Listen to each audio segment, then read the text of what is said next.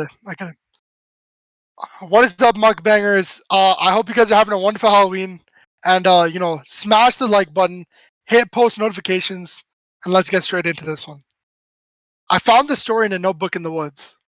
One night, with the cicadas chiming their song of the summer, Francine heard tap, tap, tap at her window. Francine jumped out of her bed. Her little feet patted against the hardwood as she ran up to her window. She pulled aside the curtains. There in the darkness was a terrifying sight to behold. A girl of what looked like a girl was looking in at her from the darkness.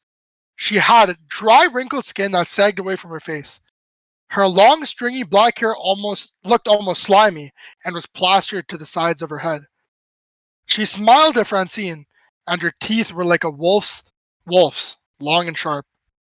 Her eyes were yellow and oval, like a goat's, but when she spoke, she gave the child comfort. "Hello, dear. I'm your fairy godmother." Little Francine looked up at her with her eyes widened. "You don't look like a fairy godmother." The thing's smile widened. "But of course I'm one." Its head cocked and sickening cracks sounded out. Little Francine started to cry. "Don't be afraid, child," it said in its comforting voice. "I'm here to take you to the deer." It smiled in what it considered a warm way. Little Francine smiled up at it and wiped the snotty nose in her sleeve. "Open your window, child." Little Francine unlatched the window and raised it to be cracked slightly. The thing lowered its head, so its mouth was by the crack. Francine could smell its putrid breath as it whispered to her, "Don't tell your father now. This is our little secret."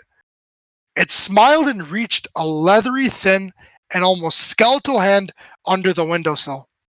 Little Francine started to get frightened again and let out a shrill cry. Noises started to sound from her father's room. The thing at the window became desperate. It smiled, or rather sneered, so wide that the dry flesh around its mouth started to crack and separate. It thrusted the window open more, just enough to slide a long bony arm through the window as it reached for Francine. Her father burst in, shotgun in hand.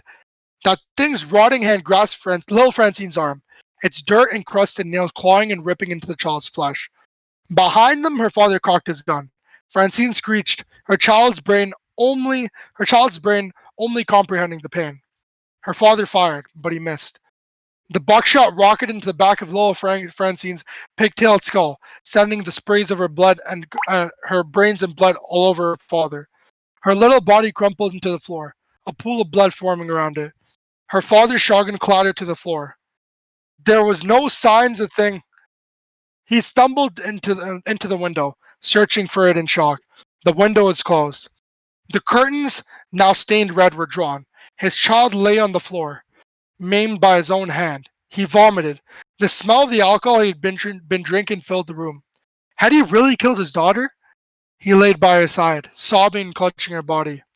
The blood around them was starting to congeal with the smell of vomit and rot sunk into the walls when he finally got up. He shot himself with the same thing he used on his daughter. The thing laughed at us outside. It raised the window and crawled to take its earnings. It ate their bodies. The sound of bones cracking echoed through the windows. Thank you. I hope you mukbangers enjoyed that. As always, stay mukbanging.